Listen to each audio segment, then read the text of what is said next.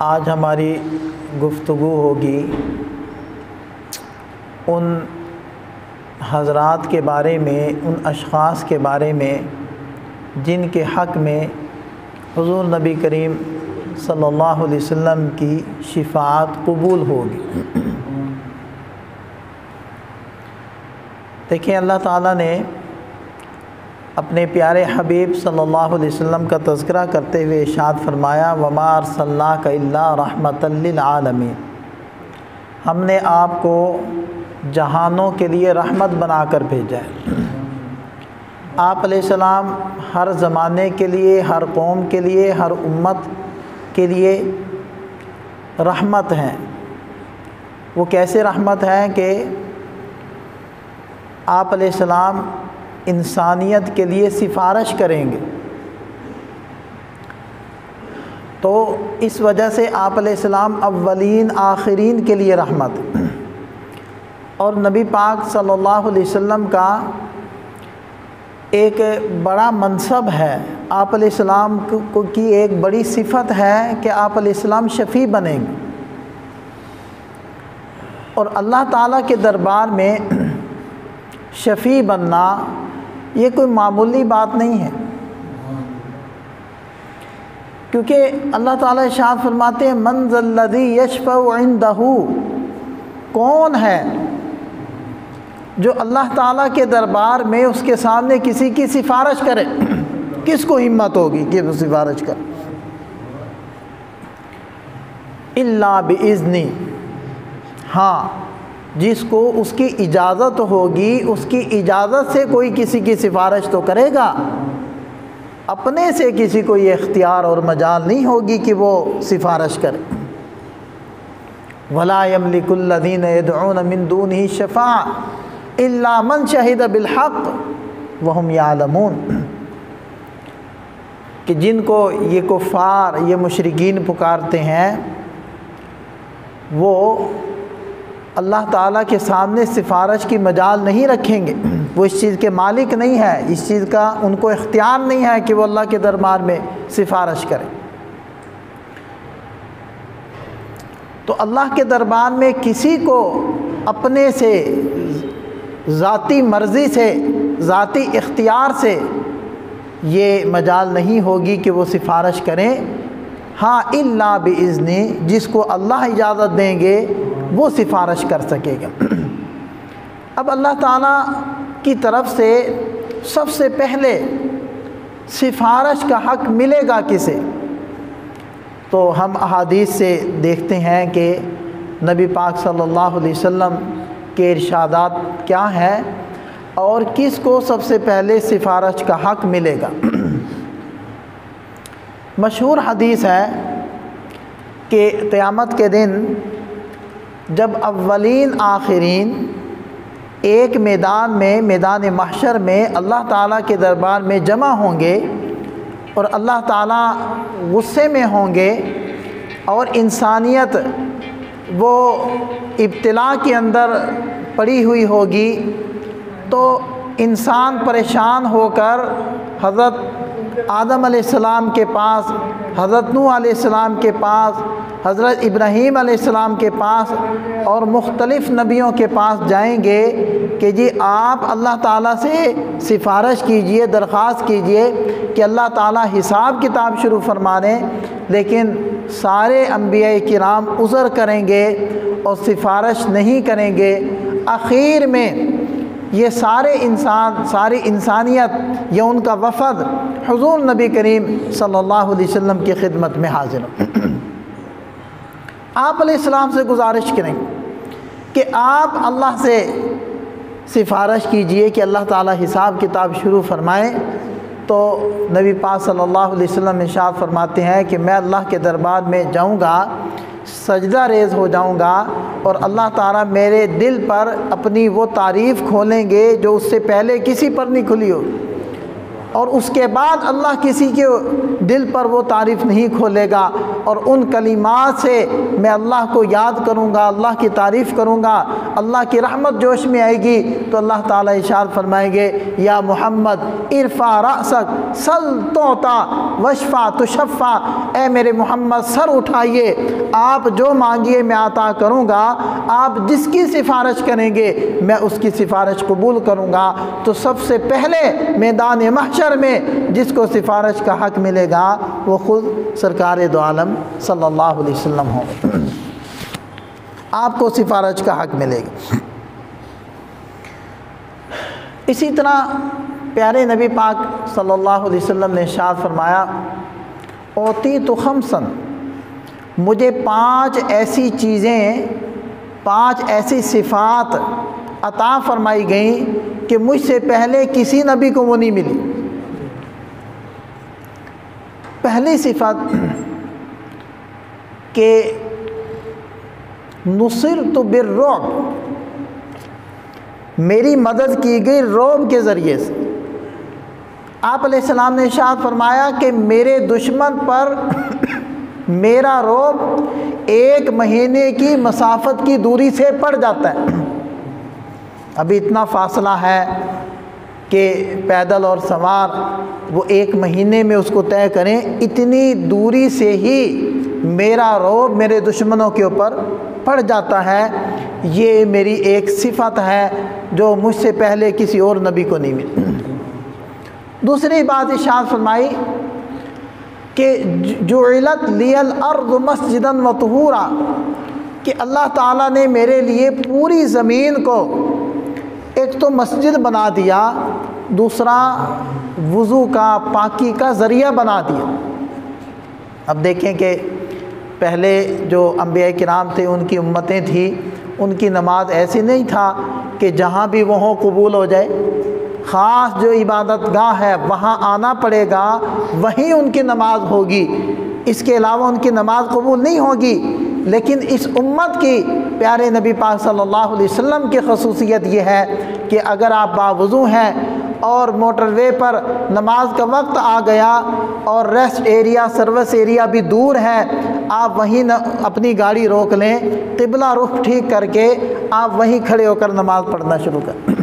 آپ کی نماز ہو جائے گی۔ آپ جنگل میں ہیں آپ کی نماز ہو جائے گی، آپ ٹرین میں ہیں آپ کی نماز ہو جائے گی، آپ ہوائی جہاز میں سفر کر رہے ہیں آپ کی نماز ہو جائے گی، بحری جہاز میں کشتی میں بیٹھے ہیں آپ کی نماز ہو جائے گی، اور اگر آپ صحرا میں ہیں وہاں بھی آپ کی نماز ہو جائے گی۔ یہاں تک اس امت پر آسانیاں کی گئیں کہ آپ کے پاس پانی موجود نہیں تو آپ مٹی اور مٹی کی جنس کی چیزوں پر ہاتھ لگا کر ایک مرتبہ چہرے پر پھیر لیں، دوسری مرتبہ ہاتھ لگا کر بازوؤں پر پھیر لیں، تو آپ ایسے ہیں کہ گویا کہ آپ وضو کر چکے ہیں، اور اگر آپ کو غسل کی حاجت ہے تب بھی آپ 2 مرتبہ ہاتھوں کو مٹی پر لگا کر چہرے اور بازوؤں پر پھیر لیں تو آپ پاک اور صاف ہو گئے۔ کتنی بڑی فضیلت۔ صحرا میں ہیں، کوئی قبلہ رخ بتلانے والا نہیں ہے، آپ کے پاس کمپاس نہیں ہے، رات کا اندھیرا ہے یا دن کا اجالا ہے، آپ کے پاس کوئی ذریعہ قبلہ معلوم کرنے کا نہیں ہے، آپ اندازہ لگا لیں، آپ غور و فکر کریں، غور و فکر کر کے آپ کی توجہ اس بات کی طرف ہو گئی، ظن غالب ہو گیا کہ قبلہ کا رخ ادھر ہے، آپ ادھر منہ کر کے نماز پڑھ لیں۔ نماز ادا کر لینے کے بعد کوئی صاحب آیا، اس نے کہا کہ آپ نے ادھر منہ کر کے نماز پڑھی، قبلہ تو ادھر ہے، شریعت کہتی ہے آپ کی نماز ہو گئی،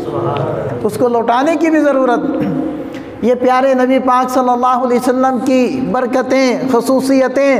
امت کو مل رہی۔ اور ارشاد فرمایا کہ احلت لی الغنائم، اللہ نے میرے لیے غنیمتیں حلال کر دی۔ پہلی امتیں ایسا نہیں تھا کہ جہاد کریں، مال غنیمت پہاڑ پہ رکھیں، اگر قبول ہو گیا تو آگ کھا لے گی ورنہ چھوڑ دے گی، اور آگ کا چھوڑا ہوا پھر کوئی استعمال نہیں کرے گا، کیونکہ اس جہاد کو اللہ نے قبول نہیں کیا۔ اللہ تعالیٰ نے ایک طرح تو امت کے اوپر پردہ ڈال دیا کہ ان کی ناقبول ہونے والی چیزیں سب کے سامنے کھل جاتی تھی۔ اللہ تعالیٰ نے اس امت پر پردہ ڈالا، اور دوسری مہربانی یہ فرمائی کہ جو مال غنیمت ہے انہی میں تقسیم کر دو، انہی کو دے دو، صدقات بھی زکوٰۃ بھی وصول کرو انہی کو دے دو، اور عشر وصول کرو تو انہی کو دے دو، اگر قربانی کی ہے تو انہی کو دے دو، گوشت بھی تم کھاؤ، کھال بھی تم استعمال کرو، تو ہم نے تمہاری قربانی بھی قبول کر لی، تمہاری زکوٰۃ بھی قبول کر لی، تمہارا عشر بھی قبول کر لیا، تمہارا جہاد بھی قبول کر لیا۔ احلت لی الغنائم، یہ بھی اس امت کی فضیلت، اس امت کی فضیلت اور نبی پاک صلی اللہ علیہ وسلم کی خصوصیت۔ اور آخر میں آپ علیہ السلام نے ارشاد فرمایا کہ مجھے سفارش کا حق دیا گیا، مجھے شفاعت دی گئی، جس کے لیے میں نے یہ پوری حدیث پڑھی، مجھے شفاعت دی گئی، اور ایک اور چیز مجھے یہ دی گئی کہ ہر نبی کو اس کی قوم اور قبیلے کی طرف بھیجا گیا، مجھے کافۃ للناس، مجھے سارے انسانوں کی طرف نبی بنا کر بھیجا گیا۔ پیارے نبی صلی اللہ علیہ وسلم نے ارشاد فرمایا یہ 5 چیزیں مجھے خصوصیت سے عطا فرمائی۔ تو آپ علیہ السلام شفیع ہیں، ہمارا گفتگو کا موضوع یہی، قیامت کے دن میدان محشر کے سب سے پہلے شفیع حضور نبی کریم صلی اللہ علیہ وسلم۔ ایک بڑی عجیب حدیث، نبی پاک صلی اللہ علیہ وسلم نے ارشاد فرمایا کہ مجھے 2 چیزوں کے مابین اختیار دیا گیا۔ اللہ تعالیٰ نے اختیار دیا کہ میرے پیارے نبی یا تو ہم آپ کی آدھی امت کو جنت میں بھیج دیں، یا تو آپ کو یہ اختیار ہے آپ اس کو اختیار کر لیں، یا پھر آپ کو سفارش کا ہم حق دیتے ہیں وہ آپ پسند کر لیں۔ نبی پاک صلی اللہ علیہ وسلم نے ارشاد فرمایا میں نے پہلی چیز کو نہیں اختیار کیا، میں نے دوسری چیز کو اختیار کیا۔ حالانکہ آدھی امت کوئی تھوڑی تعداد نہیں ہے، تھوڑی مقدار نہیں ہے، 120 صفوں میں سے 80 صفحے تو اس امت کی ہیں، کتنی بڑی تعداد ہوگی، کتنے ارب ہوں گے، کتنے کھرب ہوں گے، یہ تو اللہ تعالیٰ کے علم ہے۔ ان میں سے آدھی امت کے لیے آفر کی جا رہی ہے، آپ کی آدھی امت جنتی، لیکن نبی پاک صلی اللہ علیہ وسلم نے یہ نہیں دیکھا کہ کتنی جنت میں جا رہی ہے، آپ علیہ السلام نے یہ دیکھا کہ کتنی جنت میں جانے سے پیچھے باقی رہ رہی ہے۔ آپ مجھے بتائیں، آپ والد بھی ہیں، آپ میں سے بہت سارے، تو 5 بیٹے ہیں، 4 بیٹے ہیں، یا گھر کے جو اولاد ہے وہ 6 افراد ہیں، اگر 5 آ جائے 1 نہ آئے تو کیا خیال ہے آپ اطمینان سے دروازہ بند کر کے لیٹ جائیں گے کہ چلو اکثر تو آ گئے؟ یہ اس ایک کے لیے پریشان رہیں گے، یہ اس ایک کے لیے آپ بے چین رہیں گے، اکثر پر اکتفا کر لیں گے، یہ اس ایک کے لیے بھی بے چین رہیں گے۔ آپ صلی اللہ علیہ وسلم کی محبت کو سمجھنا ہے تو اس مثال کو سمجھیں کہ ایک بیٹا نہیں آتا، آدمی کس طرح بے چین ہوتا ہے، بے قرار ہوتا ہے۔ پیارے نبی صلی اللہ علیہ وسلم نے یہ نہیں دیکھا کہ میری آدھی امت جنت میں جائے گی، آپ نے یہ دیکھا کہ آدھی تو پیچھے بچ جائے گی، لہذا فرمایا میں نے آدھی امت کے جنت میں جانے کو اختیار نہیں کیا، میں نے سفارش لے لی اللہ تعالیٰ سے، یا اللہ مجھے سفارش کا حق دے دے، پھر میں سفارش کر کر کے اپنے سارے امتیوں کو جنت میں لے جاؤں گا۔ یہ شفیع، ہمارے پیارے نبی شفیع ہیں۔ اور اسی طرح ایک اور روایت میں آپ علیہ السلام نے ارشاد فرمایا انا سید ولد آدم، میں آدم علیہ السلام کی اولاد کا سردار ہوں گا، ولا فخرا، اس کے اوپر میں فخر نہیں کرتا، یعنی ایسا فخر جو تکبر اور استعجاب کے اندر مبتلا کرے، خود پسندی میں مبتلا کرے، ورنہ تو ظاہری بات ہے ایک فخر کی چیز ہے۔ پھر ارشاد فرمایا انا اول